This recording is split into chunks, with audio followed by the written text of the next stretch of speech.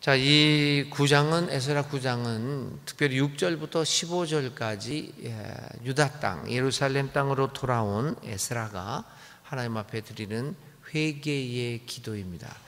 6절부터 15절까지 있는 회개의 기도는 상당히 강력한 어조로 이 내용이 계속되고 있고요. 사실은 또 이 6절부터 15절까지의 에스라의 기도는 조금 과장된 내용도 좀 있습니다. 예를 들면 9장 12절에 예언자를 통해서 이러하도록 하지 않았습니까? 라고 하는 말은 사실은 예언서에 구약에 기록되어 있지 않은 에스라의 과장된 언어이기도 합니다. 너희 딸을 이방 남자에게 주지 말고 너희 아들, 그러니까 저쪽의 딸들을 이방 여자들을 너희 아들들을 위해서 데려오지 말라. 이 말씀이 예언자가 했다고 그러는데 어느 예언서에서도 그런 말은 한 적이 없습니다. 그래서 그렇게 그 이유는 뭐냐면 에스라가 이 땅 위의 백성들의 죄를 보면서 너무나 가슴이 아프고 흥분하고, 그러니까 격정적인 기도를 아주 절실한 기도를 드렸다는 것을 보여주고 있는 장면들입니다. 그래서 그의 감정이 격앙되어서 이렇게 과장되게 말을 한 것도 있죠. 그래서 제가 늘 말씀드리는 것이 성경을 읽을 때 문맥을 보면서 이것도 보고 저것도 보고 해야지 여기에 나타난 말만 보고 그렇게 쓰여 있으니 그거다라고 이야기하는 것은 굉장히 위험한 것이다. 그래서 면밀히 검토하면서 정말 하나님의 뜻이 얼마나 소중합니까? 정확하게 알아야 되는 것이 굉장히 중요합니다. 그러기에 성경을 조심스럽게 읽어가는 이유가 그렇습니다. 이것이 하나님의 말씀이 아니라고 하면 그냥 소설처럼 대강 읽어가고 대강 거기서 들려지는 소설을 읽더라도 메시지가 전해지지 않습니까? 그럼 대강 들으면 되는 거지요. 소설이니까요. 좀 틀리면 어떻습니까? 근데 이것이 성경이 하나님의 말씀이기 때문에 정말 이게 어떤 것인가라고 하는 것들을 정확하게 아는 것이 100% 정확하게 어떻게 하나님의 뜻을 우리가 알겠습니까? 그렇지만 최선의 노력을 해서 진지하게 이 말씀을 보는 것이죠. 그러니까 이제 에스라의 기도도 이처럼 과격한 말이 있고, 그렇지만 왜 이런 과격한 말들을 하게 되었는가라고 하는 에스라의 본뜻들을 우리가 이제 구별해내는 게 중요하게 됩니다. 우리 제 생각으로 더운 여름이 지나면 기도 학교도 어저께 서울에 있는 기도학교 그분들하고 대화도 나누고 어떻게 기도를 배울 수 있습니까? 그 문제도 이야기 나눴는데요. 기도 학교를 하게 되면 기도학교에서 기도가 뭐다, 바로 그런 걸 이론적으로 배웁니다. 그리고 이런 식으로 기도를 하는 거다 하고 기도의 실천도 배웁니다. 여러분 혹시 기도를 배워본 적 있으십니까? 한국 교인들은 거의 다가 없거든요. 기도를 배우지 않고 그냥 나오는 대로 이렇게 하는 겁니다. 이 기도라고 하는 거는 에스라의 기도도 마찬가지지만 하나님과 대화잖아요. 이 대화를 훈련을 하고 어떻게 대화를 나눠야지 좋은 만남이 이루어지는가, 이건 기본적인 사실입니다. 근데 우리가 기도를 배우지를 않았죠. 그래서 기도의 이론도 배우고, 그러면 어떻게 기도를 하는 것이, 하나님과 대화를 하는 것이 좋으냐라고 하는 그 프랙티스, 그 실천도 합니다. 그래서 이렇게도 대화할 수 있고, 저런 모양으로도 대화할 수 있고, 그런 기도를 배우고 연습도 합니다. 그러면서 기도의 깊이가 점점 깊어져 가는데, 이 기도의 훈련 중에서 가장 중요한 단계, 어떻게 보면 최고의 단계는 분별의 단계입니다. 내 마음속에서 들려지는 음성들, 또 하나님과 대화 속에서, 이 기도 속에서, 이 마음속에서 느껴지는 내용들, 그게 뭔가? 그게 과연 하나님의 뜻인가? 아닌가? 내 마음의 소리인가? 바깥의 사람들의 소리인가? 세상에서 내가 이렇게 물들어 있을 때 나도 모르게 들려지는 세상의 소리인가? 아니면 진정한 하나님의 소리인가? 이게 그 분별의 능력이 굉장히 기도에서는 중요합니다. 최근 말썽이 되고 있는 그 아주 망언을 하고 있는 어느 한 목사님이 있죠. TV에도 많이 나오고, 그분이 뭐라고 얘기합니까? 자기가 하나님의 음성을 들었다는 거죠. 하나님이 그렇게 얘기하라고 했다고 그런 망언들을 하지 않습니까? 어떻게 된 걸까? 그런 분별력을 기르는 것도 굉장히 중요합니다. 그래서 이러한 단계를 거치면서 우리의 신앙이 깊어지고 이 배움을 통하여 하나님을 좀 더 알게 되고 하나님의 뜻을 분별하여 나의 삶이 예수님을 따라가는 삶으로 점차 변화되어 가는 것이죠. 자, 오늘 이 기도에 대해서 길게 얘기한 것은 바로 오늘 이 에스라 9장은 에스라의 회개 기도이기 때문입니다. 에스라는 예루살렘으로 돌아온 이후 어떤 상황을 맞이하게 되는데, 그 상황이란 것은 뭐냐면 이스라엘 백성들이 이방 사람들하고 혼인을 하게 되었다는 겁니다. 혼인을 하면서 이제 에스라의 입장에서는 문제가 발생했다, 이렇게 보는 겁니다. 과연 그런데 그것이 문제일까 아닐까라고 하는 것은 우리가 좀 더 면밀히 살펴봐야겠는데, 에스라 쪽에서는 그 율법의 전통을 가지고 있는 에스라의 편에서 보면 이 이스라엘 남자들이 이방 여자들하고 결혼한 것은 큰 문제였습니다. 왜냐하면 에스라가 가지고 있던 생각은 뭐였냐면, 그러면 우리들은 생각하죠. 그 이스라엘 남자들이 그 이방 여자들을 결혼하는 것은 종교적으로 혼합되어질 우려가 있는 것이 아니냐, 그래서 에스라가 반대한 것이 아니냐라는 생각을 하는데, 그게 아니었습니다.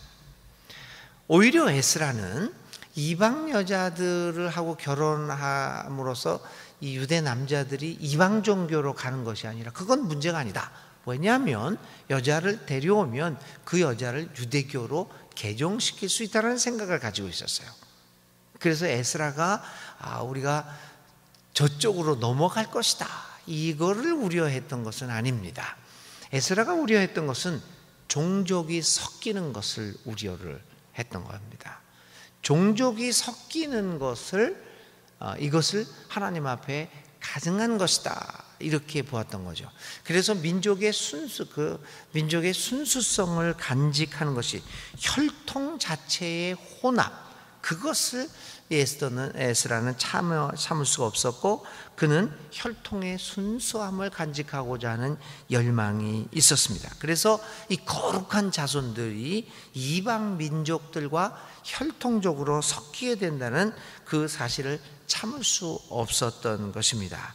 그래서 이러한 상황을 본 에스라는 너무나도 이제 화가 났고 분노가 났고, 이러한 죄악에 대해서 그는 하나님 앞에 회개해야 된다, 이렇게 돼서 유대인들의 풍습대로 속옷과 겉옷을 찢고 머리털과 수염을 뜯으며 저녁 제사 때 회개의 기도를 올립니다. 보통 저녁 제사라고 하면 당시의 풍습에 의하면 오후 3시 이후에 드리는 제사를 말을 했습니다. 그래서 에스라는 제사법에 의해서 저녁 제사 시간에 유대민족의 죄를 회개하는 기도를 드리기 시작합니다. 우리가 이제 내일 읽을 10장에는 에스라가 이방 민족들과 결혼한 사람들을 이혼시킵니다. 그게 한 113쌍이 됩니다. 한 100명이 조금 넘는 부부들을 이제 이혼시키죠. 하여튼 이렇게 이제 과격한 조치를 취하게 됩니다. 그 이유는 아까도 말씀드린 것처럼 에스라의 입장에서는 혈통이 섞이는 것이 바로 하나님 앞에 큰 죄였음을, 그러한 그것을 확신하고 있었기에 이렇게 이야기를 하고 있습니다. 에스라의 기도의 내용은 정말 절실합니다. 8절부터 9절에 있는 기도의 내용이 상당히 긴데 세번역으로 제가 다시 한 번만 읽어보겠습니다. 그러나 주 우리 하나님께서는 비록 잠깐이기는 하지만 우리에게 자비를 베푸시어 우리 가운데서 얼마쯤을 살아남게 하셨습니다. 또한 주님께서 거룩하게 여기시는 곳에 우리가 살아갈 든든한 터전을 마련하여 주셨습니다. 하나님께서는 우리 눈에서 생기가 돌게 하시고 잠시나마 종살이에서 벗어나게 하여 주셨습니다. 우리가 종살이를 하였지만 하나님께서는 우리를 언제까지나 종살이를 하도록 내버려 두지 아니하시고 오히려 페르시아의 왕들에게 사랑을 받게 하여 주시고 또 우리에게 용기를 주셔서 하나님의 성전을 다시 짓고 무너진 것을 다시 쌓아 올리게 하시어 유다와 예루살렘에서 우리가 이처럼 보호를 받으면서 살아갈 수 있게 하셨습니다. 이렇게 하나님의 사랑을 쭉 열거한 후에 10절에 이렇게 얘기합니다. 얼마나 절실하면 그렇게 얘기합니까? 우리 하나님 주님께서 이렇게까지 하여 주셨는데 주님의 계명을 저버렸으니 이제 우리가 무슨 말씀을 드릴 수 있겠습니까?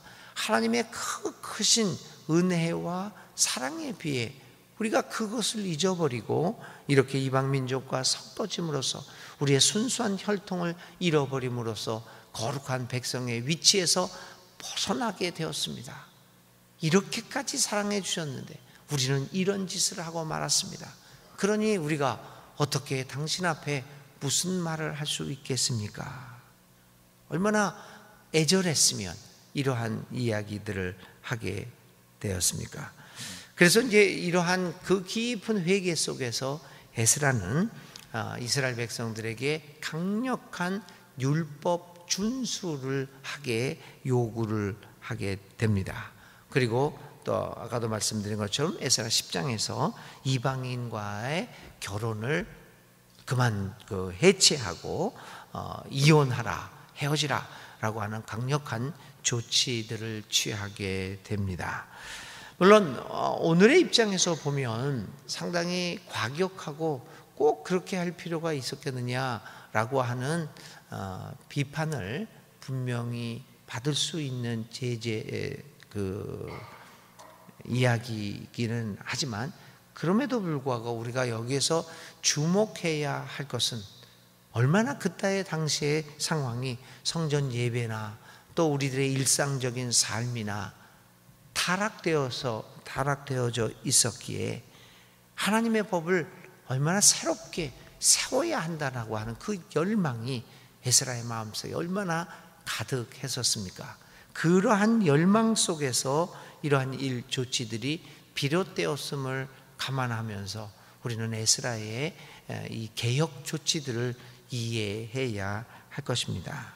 오늘 살아가는 우리들에게도 이러한 일들은 많이 발생합니다. 예배가 타락되고 참 하나님을 잊어버리고 그리고 우리는 세상 물결들이 마치 우리의 것이냐 그렇게 섞여져 가면서 우리 믿음의 순수함을 잃어버리고 있습니다. 얼마나 우리는 하나님의 정의를 어기고 세상과 타협하고 세상의 원리대로 살아가고 있는가.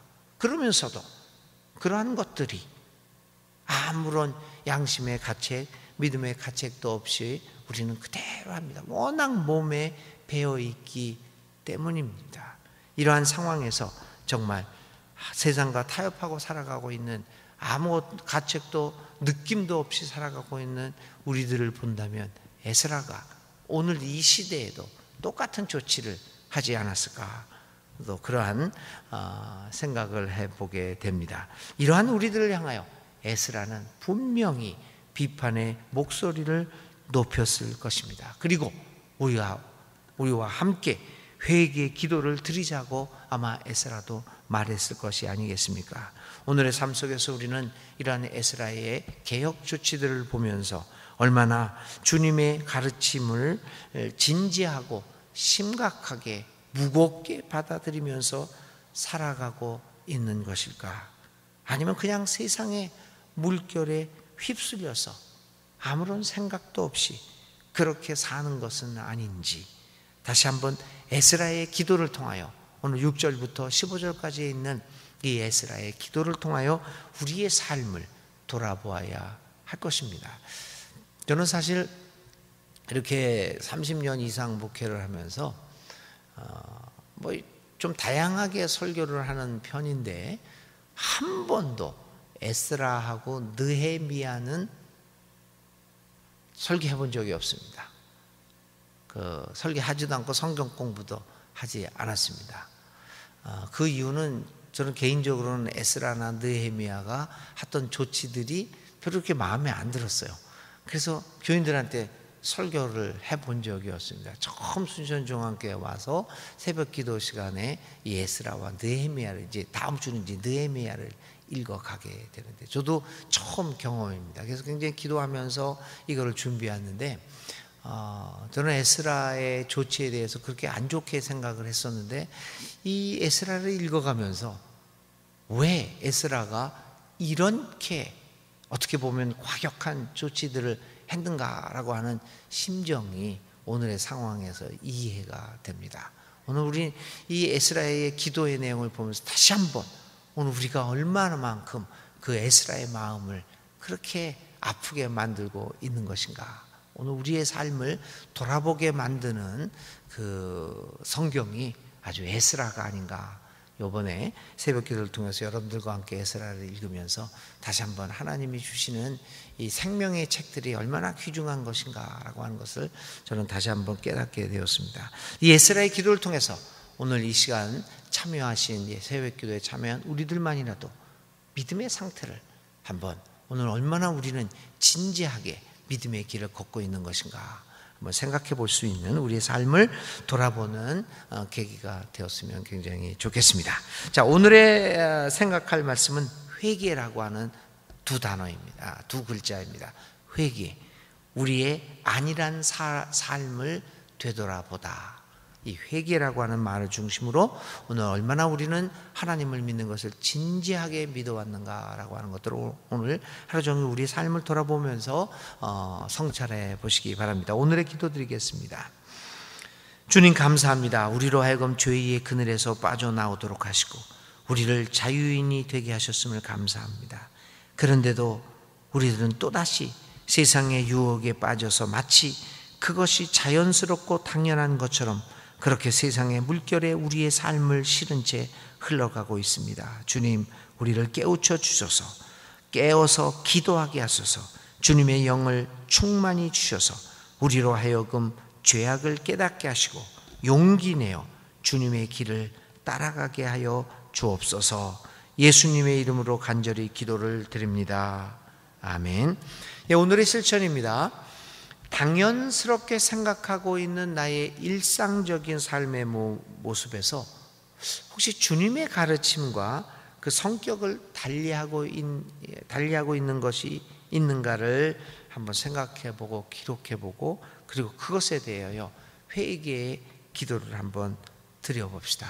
그것으로부터 벗어나기 위해서 내가 당연스럽게 생각하고 있는 행동이 주님의 가르침과 맞는 것일까 생각하는 실천을 해보시기 바랍니다. 주님 가르쳐 주신 기도드립니다.